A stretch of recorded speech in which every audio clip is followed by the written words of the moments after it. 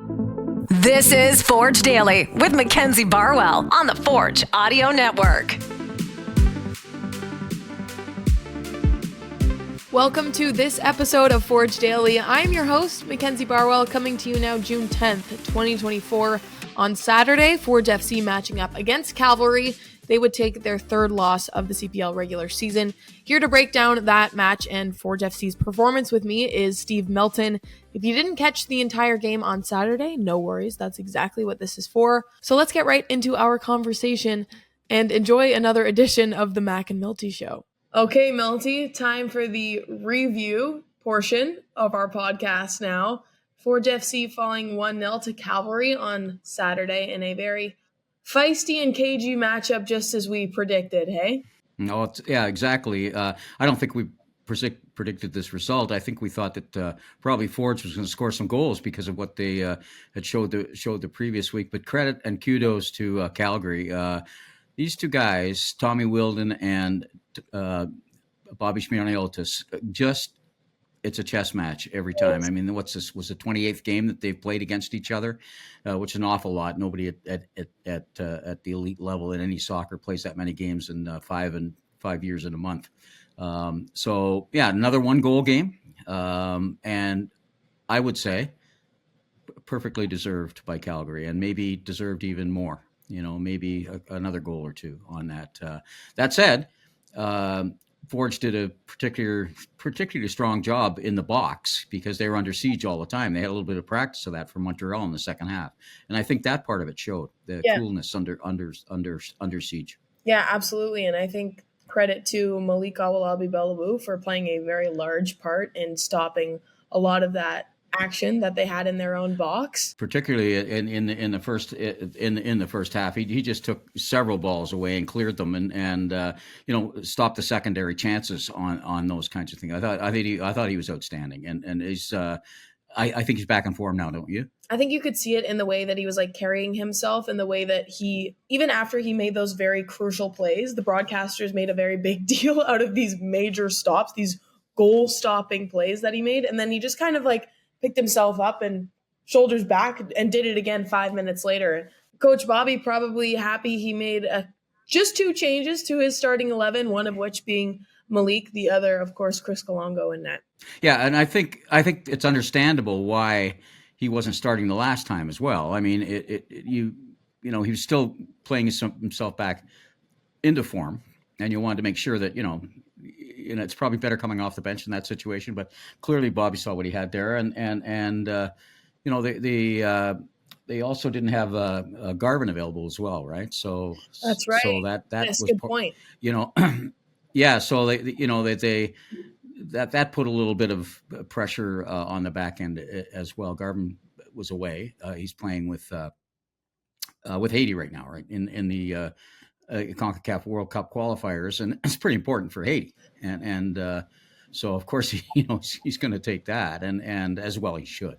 So, but again, full measure to Calgary on that one, particularly from in the front third, and what I was impressed by Calgary was the outmanning of them, sort of from the just not quite at the final third, but moving the midfielders up a little bit, a couple of them, to make it basically 5 against 4 at certain times, finding a couple of pockets, and by doing that, they were able to go left or right, and the only goal of the game was a classic example of that. It started on the left, came through the middle, went to the right, and they several times were able to do that. A couple times from the right to the middle to the left, and it was because they brought a second guy up to and talented guys up to the front. But we had talked about this prior to the game, didn't we? That to watch the passing from people like Aird, and I just thought he was outstanding. Yeah, Fraser Aird, a veteran guy, and they were, and of course Tobias Wojciechowski is, right now he's among the top 2 or 3 players in the league. Yeah, I think in terms of goals too, I'm pretty sure he's at the top of the table for individual performance. He is the top. Yeah, that was his 5th goal that he got, and I mean that was basically set up by again Diaz starting on the left side and faked out remembering Daniel Parra is still young, and he's going to make some mistakes, and he did on that one. He overcommitted to it, and that let Aird, and you can't let Aird alone that close to the box. That's right. From the side, and he put a perfect feed over. He didn't try to sky the ball. He put it along the ground because that's what was available, and it was a perfectly played pass. And I think five other people touched the ball in that possession before. Oh, yeah. It might have been four. Yeah, they made a really good point on the broadcast that's saying this was definitely a team effort. They had a conversation with Tobias Warshevsky after the game and said, performer of the match, but I think it's safe to say that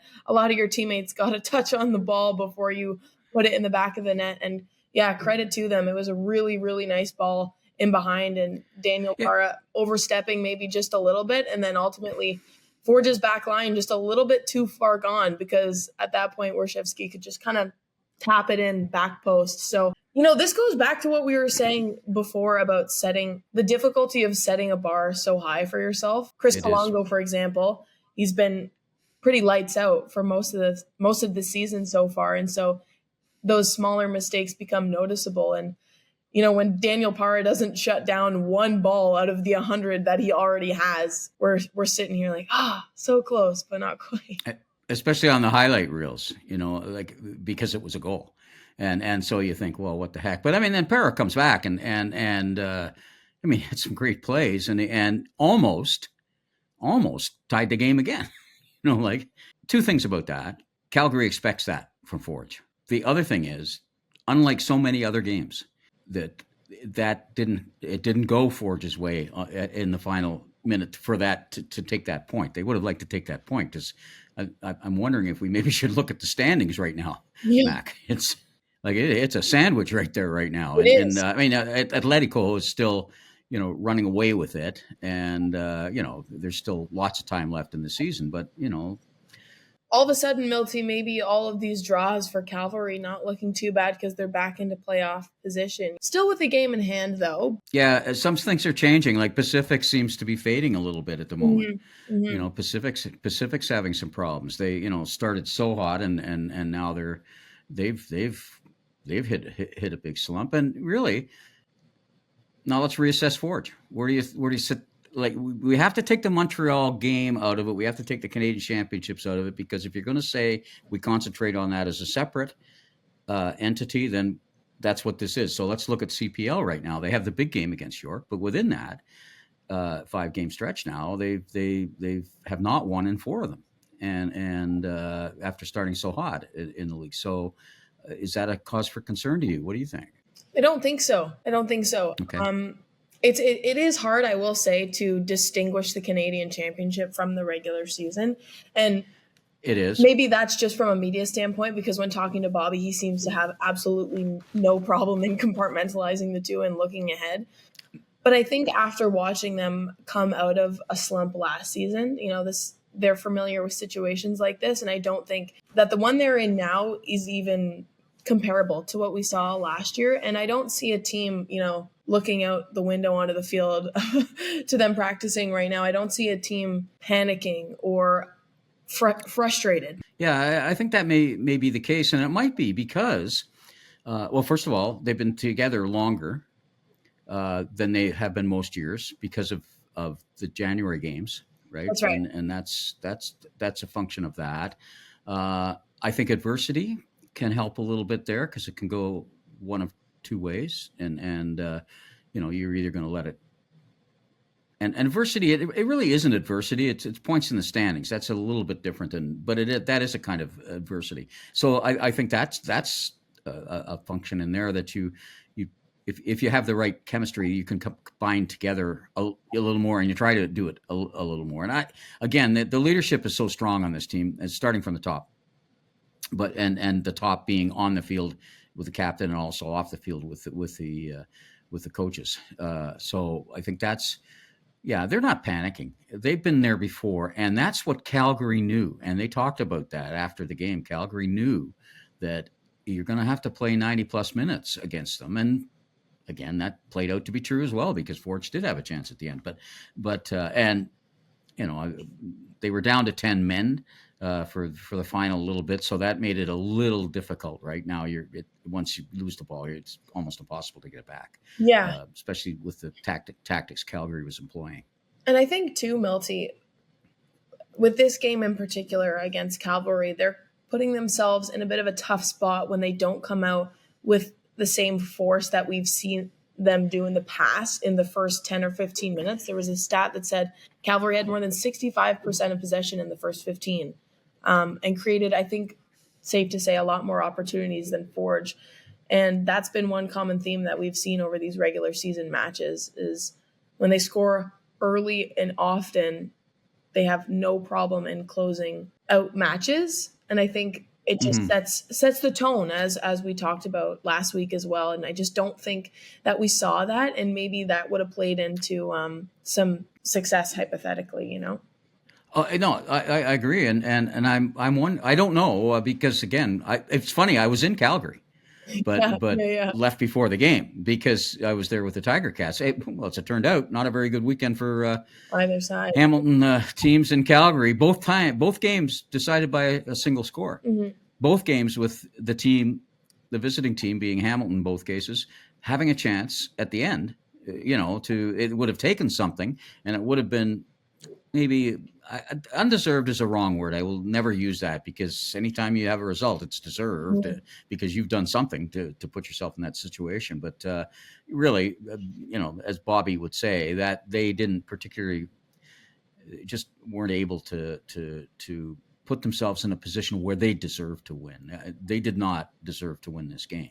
Right. Sorry, folks, but that's the way I was just going to say, Sure. Milty, if we look at these full-time stats, it's interesting because, things like possession or even duels won, pass accuracy, they're all pretty close. But when you look at those game-deciding stats like shots on target, even fouls, of course, goals, I think that's where the distinction comes in because Forge and Cavalry, 49 to 51% possession, very close. Pass accuracy, both 85%.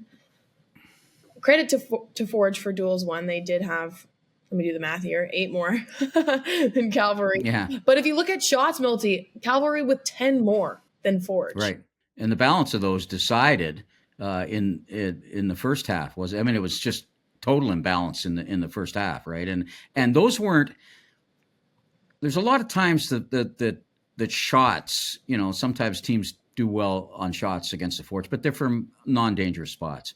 I think if you look at from scoring chances and dangerous spots in there, I think they had, of those 14 chances or 14 shots that they took or were able to take, a dozen or so were from what you would call high percentage scoring spots. Yeah, really stuff that Forge doesn't normally allow that much of. Even if when it averaged out, as you said, it was 49, 50, 51. When does that happen? When does that happen for Forge when they are not, even if, in some of their poorer games, they would be the one with 51 and 49. They would consider that not good. Right. For them because they play that kind of possession game. And look, these teams are pretty evenly matched. And I think a lot of teams in this league are evenly matched at this moment. And, Forge has been a little bit shorthanded because they're still missing, both strikers, both starting strikers that they had expected to be their main strikers. And they're missing 2 players, import players that haven't come in. There's, they have 3 extra cards on their roster yet. Yeah. Milty, we talked about how these games are often emotionally charged between Cavalry and Forge. They've been bitter since 2019. And I think the amount of yellow and red cards, or I guess I should say red card in this game is reflective of that. 9 total, 3 yellows for Forge, Malik, Benny, and Alex.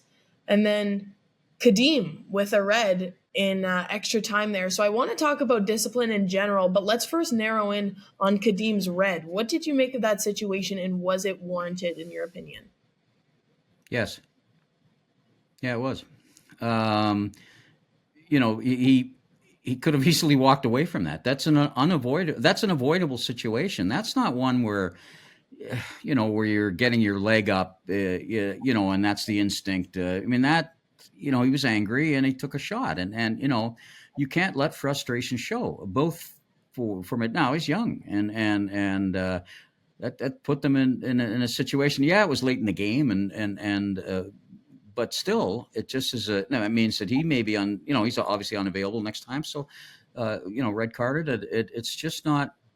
You can't do that. Is that an overall problem with discipline? I don't think so. I think when you take a look at who got those other yellow cards, those are who got the yellow cards. That's who they are. You're not going to mess with us, and especially you, Cavalry. You're not going to mess with us.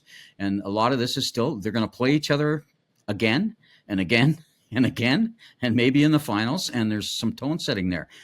The red card, I didn't feel like was like a part of an overall general thing of we're tough. I think that was frustration. I think that was that is an individual. Yeah, I think that was, and he's young, and I'm sure I haven't talked to Bobby yet, and I hate to speak for him in this case, but knowing who Bobby is, he probably in the right way talked to him, and so did likely some of the other players on the team who are, the captain type players on the team. And they have more than one captain type player on this team. And that doesn't mean it would be a negative thing, especially when you're on the road, because you're on a plane coming home together, tasting that loss all the way home for 4 hours. And it's the team you don't want to lose to. I mean, you don't want to lose to anybody, but that's the team you really don't want to lose to, because these points are going to come in, especially against contenders, are going to be, and Calgary's going to be a contender.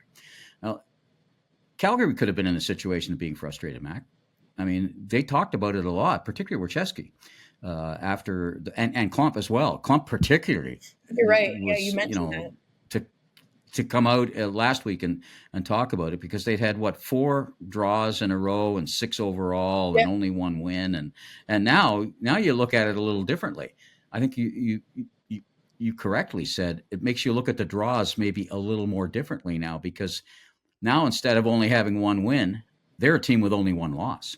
Exactly. Yeah. Certain teams will have a chip on their shoulder, and I think both Cavalry and Forge have one when it comes to playing each other. And, you just wonder when the final whistle blows and Cavalry leaves 1-0, walks away with 3 points, if they think about that 2023 final and just, it's almost like they're not saying it, but it feels as though they're thinking, we could have easily beat you back then too. Like, this is not a far-fetched result. Oh, for sure. And I think they've come out loud and said that, Mac. I'm glad you said that, because that they have done that. They did it at the start, coming in before this season started, when they came into Hamilton right away. Meaning to start the season. And I like that. I like to have the rematch, and I think the league should be making sure they do this all the time. The rematch of the final should be the first game the next year. They said at the time, trying to put it in a certain other kind of perspective so that they could deal with it. And it hinted at what you were saying, was that either way, you're going to have to go through Cavalry or Forge to get to the final. We tend to be the one that does a little better in the regular season. Well, that was really only it was twice, I guess, in the 5 years. And they tend to have had better results at the end, as if they're equated. They are not equated. It's who's hoisting that trophy. Now, the finishing first thing, starting last year, making that a separate deal, that's fair, because, again, we're splitting things into, you win this, there's a piece of hardware. You win that's a piece of hardware. There's a piece of hardware. So, but you could see that there's kind of like a almost defense mechanism being built up, which is what you were talking about there, and how you can turn that into something positive. Now they add to that with that win here. If they'd lost there, it's still not the end of the world for Cavalry, except they would have been a lot farther out. Now they're in a playoff spot. Barely, but they're there. But you could say Forge is barely there. They're a lot closer to being out of a playoff spot point wise. That's right. I think, yeah, they are. Than they are to being in first, which is what you want, because then you only have to win 1 game to get to the final. Yeah. So, yeah, and you don't want. Yeah. So you're right. All to say, that was a really long winded way to say, Mac, you're right. No, that is exactly what I meant. I didn't Yeah. articulate my point as well as you did there, Milty. So you're right on the money with that one. We are right Aren't we on the lucky money. though? Aren't we lucky in this league to have this kind of rivalry? Yeah. You wish that it was the same with York because it's closer and you could translate that more into traveling fans and that kind of thing. Like, you'd like to have that as well, but it's a tremendous rivalry and It is. and everybody pays attention to it. I think you could see that in the And reaction too from the Cavalry guys, Milty, when that final whistle blew. What was that? and the fans, did you see Did you I know. blow a fly out of Oh, was that? Yeah. No, yeah. It's a mosquito. In case people can't recognize, I'm at my little cabin up north, so mosquito. Like, I just didn't want it to fly up my nose. All right, glad the mosquito could hop on the pod. But yeah, you know, their arms go up. I think it was a combination of course, it being Forge, but them ending their winless streak, I think, of at least 4 games. And being at home, doing it at home. That was important too. You know, the fans had to be getting a little bit frustrated. You could see the release on the fans in behind Totally. You could really see it, and I think that's good for the game. The visuals of the stadium were tremendous. You know, given you know how it looked from Spruce Bend is a great place. I mean, it's a fantastic spot, and you want that to continue. You want every place in the league to have that kind of atmosphere. Not every place does right at the moment. Mm-hmm. You know, there's some encouraging signs around the league, like Valor, starting to show a little sniff, now that they're home. Even Halifax, who we'll talk about in a few minutes, but to see them, having a little bit more of a life right now. Yeah. So, and that's really important. And now Bobby wants to win this league. Tommy wants to win this league, but they both would tell you it's good to see this kind of mishmash of teams so close right now. So the 5 of them from 2 to 6, all being within 3 points, or 4 points right now, and that's really good because it makes games mean everything. Mm-hmm, mm-hmm. And especially with the new playoff format. Well, I don't know if I should say having it been a thing last year, but between that and the really, really marginal point differences, the regular season is not to be taken lightly, And I say no, it isn't. It isn't. But I also want to point out the fact that these Forge Cavalry games are never decided by more than 1 or 2 goals max. So what 20, what's that, 29? Was that 29 games now? And the difference total goals is 5. Wait, in total? Yeah. Okay, see? Goals for and against. The difference is 5. What? Yeah. That is actually a mind-blowing stat. What do you think, Milty, that Coach Bobby is telling his players after this one? Because you and I talked briefly before we started recording about watching the highlights. He didn't see a lot of Forge in the opposing final third. I don't know how Bobby works on a plane. I've never flown with this team and seen what happens there. I think you just let the players figure it out during that time. You have to say something to them that helps them deal with that before they get on the plane. But I think today, you can't. I don't know if you can hear what they're saying out there from where you're watching them, but I'm sure that there's a big demand up there today. Yeah, and really. You don't want to lose any points, but if you're going to do that, and they surrendered 3 points, if you're going to do that, you want it to have some teaching value. You're right. And boy, there was a lot of teaching. There was a lot of teaching / coaching value in that game there. So I think he's saying, careful, watch the middle a lot more. We got we're coming up against a team that could be a sleeper, has 8 games without a victory, and who did this last year. Halifax did exactly the same last year, and in their 9th game, all of a sudden, this is their 9th. This is their 9th game. Yes, is it? Oh, okay. So Milty. That's the kind of thing you want to. Can I say a little something about this Halifax? Because people may forget. Let's transition over to that now, because that is a very, very good point, and good on you for looking back, because I think every fan of the CPL remembered that pivotal moment when Halifax just kind of took off at that point in the season in 2023. Again, different teams, different times, but Halifax is getting some players back. They had some suspensions. There was a couple of injuries I think that they're having, and they've done okay the last couple of games. They probably should have won. Was it Ottawa? Yeah, they went. They tied Ottawa. Yeah, and there was tied Ottawa. Yeah, got a couple of goals. And I think it might have been the only time all season that they've got 2 goals in a game. If it isn't, I mean, they only have 6 or 7 and 8, and they don't have a lot of goals, and that's one of the problems there. And then they had another tie as well, and so 2 of their 3 points. That's not a lot. 2 of their 3 points have come in the last 3 games. Or 2 games. So. And 3 of their last 4 points, or three of their points, all of their points have come in the last 4 games. So it's not a lot. You're looking for small things, but when teams are struggling, you have to look for small things to hang on to. And they're getting some guys back, and there's a blueprint there now. Everybody's going to be watching the film of what Calgary did. Now, they're not anywhere near as good a team as Calgary is, and they may not be able to replicate that.